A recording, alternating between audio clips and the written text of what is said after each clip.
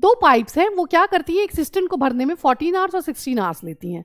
अब इन्होंने कहा कि ये जो पाइप हम एक साथ अगर चला देते हैं ना, और इसमें एक लीक भी आ गया जिसकी वजह से अब इसे भरने में 32 मिनट 32 मिनट एक्स्ट्रा लगते हैं।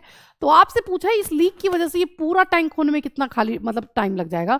तो पहले तो हम ये देखेंगे कि इन दोनों पाइप से इसको भरने में कितना टाइम लगता है ना। तो भरने में जो टाइम लग रहा है, तो हमें क्या देखना होगा कि पहले टैंक है कितने यूनिट का, कि कितना बड़ा टैंक है, कि फिर उसे खाली होने में कैसे इस लीक की वजह से टाइम लगेगा।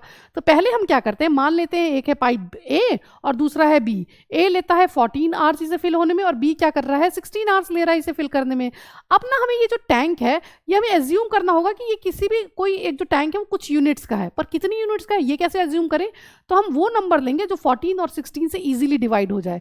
मुझे वो नंबर दिखता है 112, यानी कि वो टैंक जो है ना 112 यानी कि 112 यूनिट का वो टैंक है। अच्छा, 112 यूनिट का टैंक ए भरता है 14 आवर्स में, यानी कि 1 आवर में आपका जो ए है वो कितना भरता होगा। तो 14 को डिवाइड करते हैं आप 8 से, तो पता चलता है कि 8 यूनिट टैंक जो है 112 यूनिट का जो आपका टैंक था, जब मैं इसे 14 से डिवाइड करती हूँ तो पता चलता है कि 8 यूनिट आपका 1 आवर में ए भरता है। बी कितना भरता होगा, तो उसके लिए हमें 112 को 16 से डिवाइड करना होगा, तो हमें पता चलता है कि 7 यूनिट जो है आपका बी भरता है।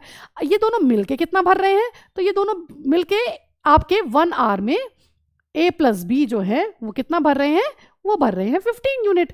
अब ये 15 यूनिट भर रहे हैं एक आवर में, तो 1112 यूनिट अगर ये दोनों मिलके भरें तो कितना टाइम लगेगा।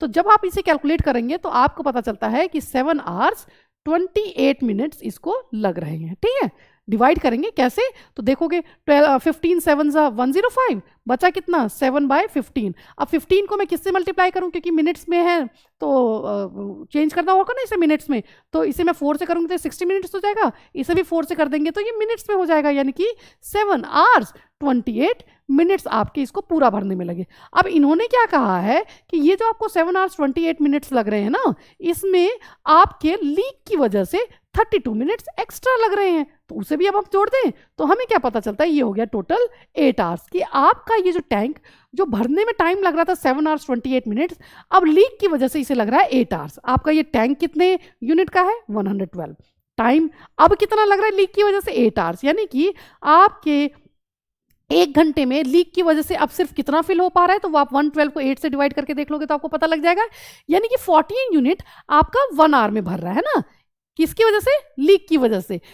जब लीक नहीं था तब कितना हो रहा था, तब हो रहा था 15 यूनिट, यानी कि 15 आपका पहले भर रहा था, लीक की वजह से सिर्फ 14 बच पा रहा है, तो यानी कि क्या है 1 आपका जो यूनिट है वो आपका 1 घंटे में लीक हो जाता है।